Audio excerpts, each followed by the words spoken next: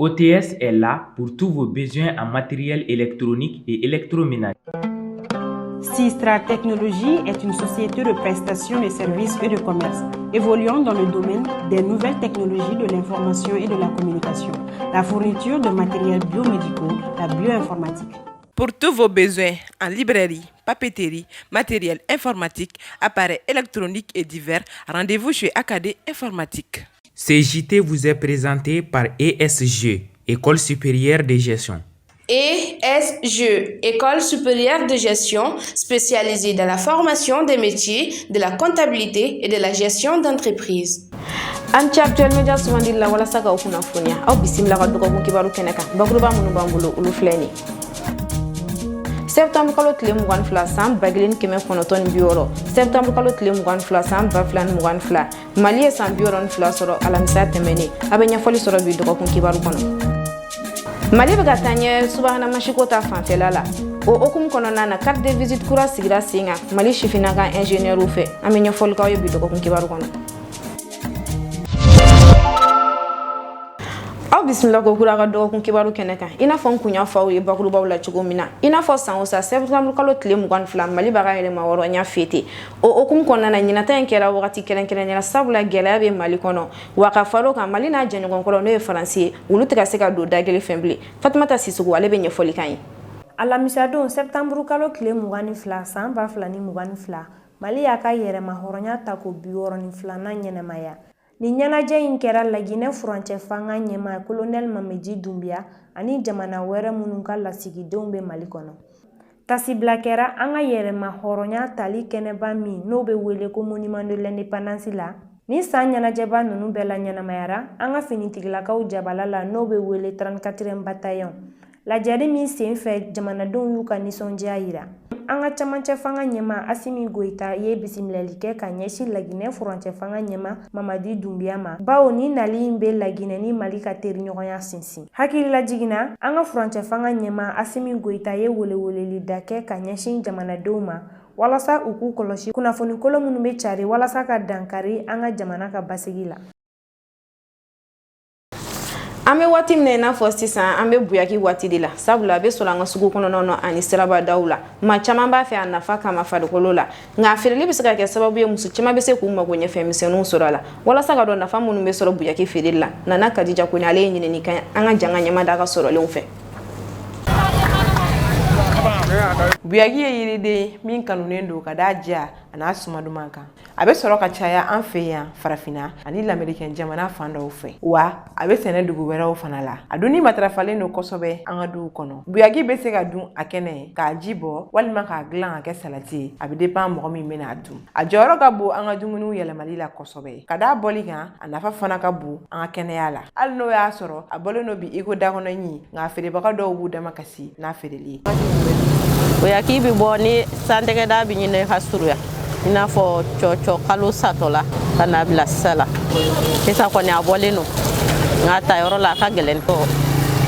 n'u bɔra n'a ye u ka ta yɔrɔ la ka na n'a ye n'anw taara woloma u b'a jata an kun ɲɛ bɛ nin fɛn o fɛn na sanfɛ nin bɛɛ ye 340 misɛnmanin minnu bɛ komi ta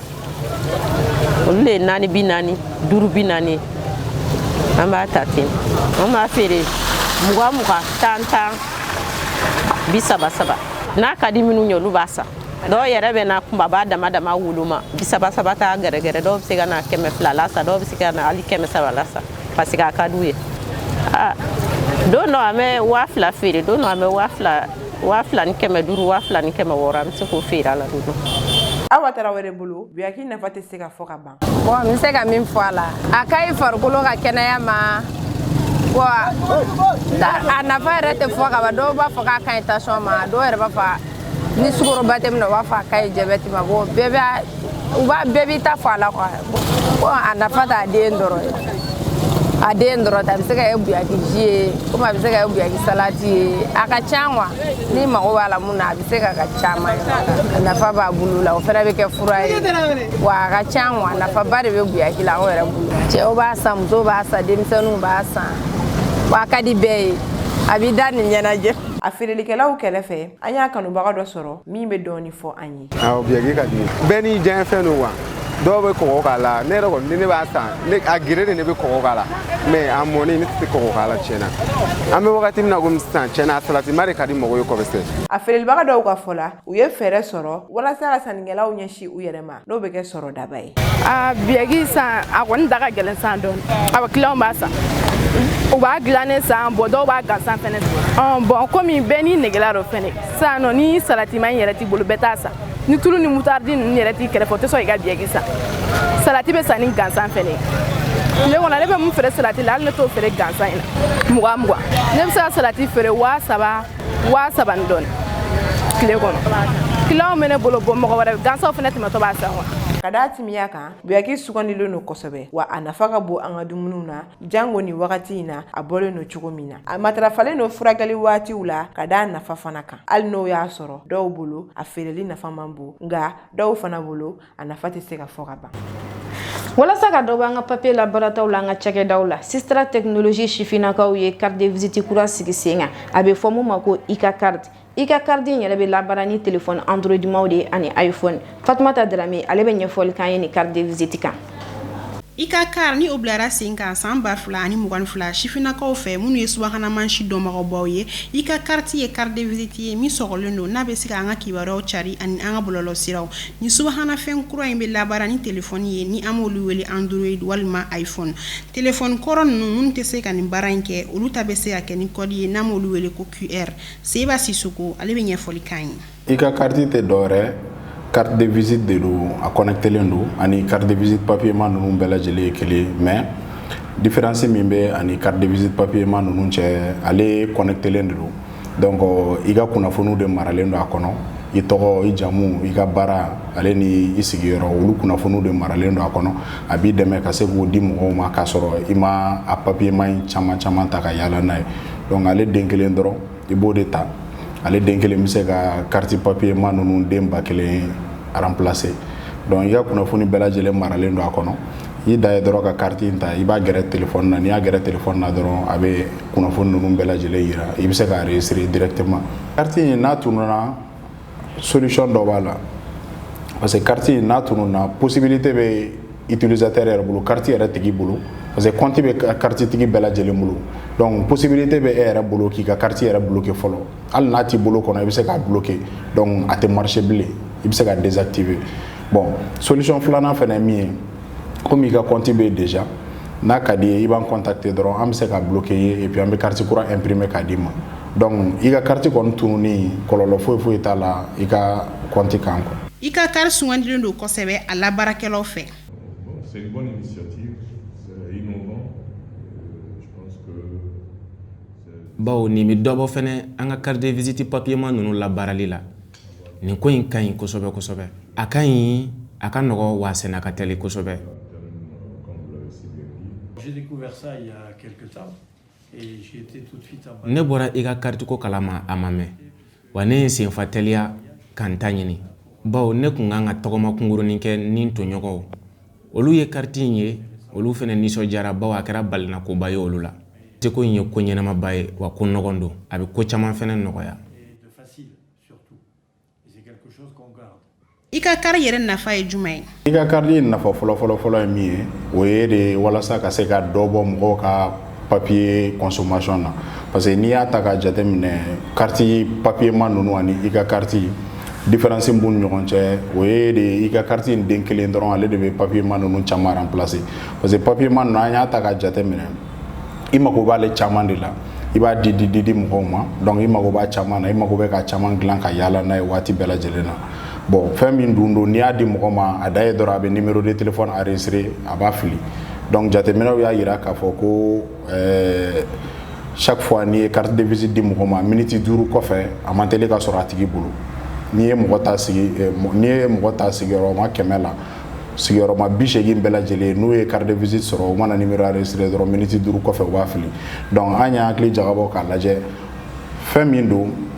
a dabɔkun ye walasa ka se ka kunnafoniw de sɔrɔ k'a mara i kun donc est-ce que c'est la peine il faut qu'il y ait papier ou la tien ou la wati bela jelena donc wode kama ni carte la ben ibiga kuna fonu mara kono ima ko debile ka fo be carte papier ma chama ga ki yala na woni te di mo ma ida e doro ba garati ki ka téléphone na donc iga kuna fonu bebe ta ko ba resiri o ya nafa do anafa flana fene bala o nafa mi ni carte papier man don ta ka jate mine ulu ni be ka impression que par exemple ni fili kera la na soro ye demba kele gla o demba kele bebe chen na fatulu la fokata bakele wera gla bon ni dun na fa mi ni connecter len ida e bi connecter do ga compte la bi ka information yelama ka soro ma carte changer carte ma fili foi et abe yelama directement carte fene kon nana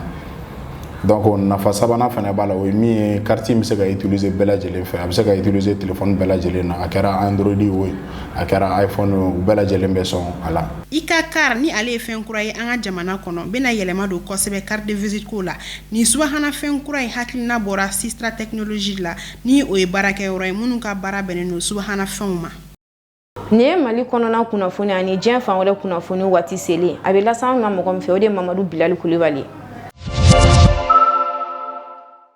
Alamsado septembre kalo kile mugan fla samba flani mugan fla CEDEAO jamana kuntigu ye fara ɲɔgɔn ka ba kɛ New York dugu kɔnɔ min senfɛ o kumana kosɛbɛ Guinée ani Mali camancɛ fangaw kan. Mali ta fan fɛ u y'a yira k'a fɔ ko Côte d'Ivoire finitigilaka minnu minɛnen don an ka jamana kɔnɔ ko k'olu bila. O senfɛ jamana kuntigi saba n'o ye Ghana, Senegali ani Togo jamana kuntigiw ye olu bina araba don an ka jamana kɔnɔ walasa ka n'o laɲini kɛ an ka jamana kuntigiw fɛ. Hakilina jigila u tɔ tora maa 46 de. U kun minɛna Mali la kabi juillet kalo tile 10 tɛmɛnin. Guinée ta fan fɛ CEDEAO y'a yira k'a fɔ ko wagati min laɲininen don Guinée jamana kuntigiw fɛ k'o tɛ se ka bɛn. O de kama ɲagati tara Guinée jamana kuntigi caman kama. Kuma lase kɔnɔ lajinɛ marabagaw y'a yira k'a fɔ ko nin fara ɲɔgɔnkan in kun man ka kɛ New York yɛrɛ min tɛ farafina dugukolo ye. O wagati kelen na Mamadi Doumbouya n'ale lajinɛ camancɛ fanga ɲɛmɔgɔ ye ale kun bɛ Mali la Assimi Goïta kɛrɛfɛ walasa ka Mali ka yɛrɛma hɔrɔnya k'o tali nisɔndiyaw kɛ.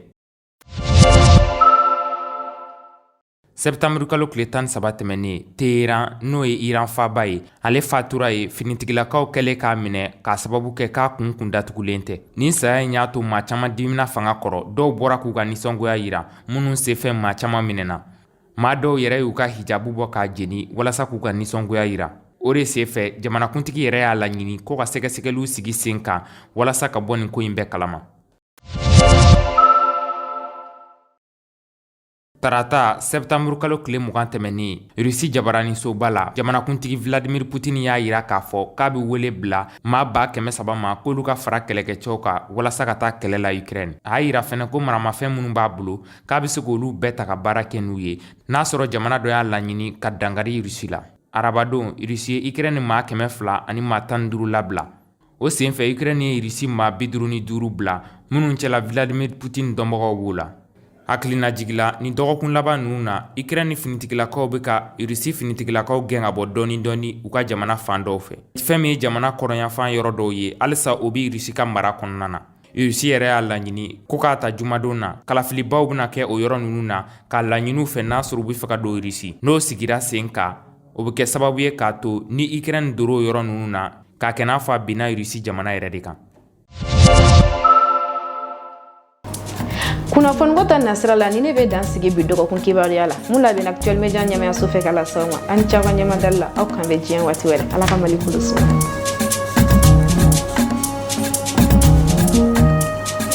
Ce JT vous a été présenté par ESG, École supérieure de gestion. ESG, École supérieure de gestion, spécialisée dans la formation des métiers de la comptabilité et de la gestion d'entreprise.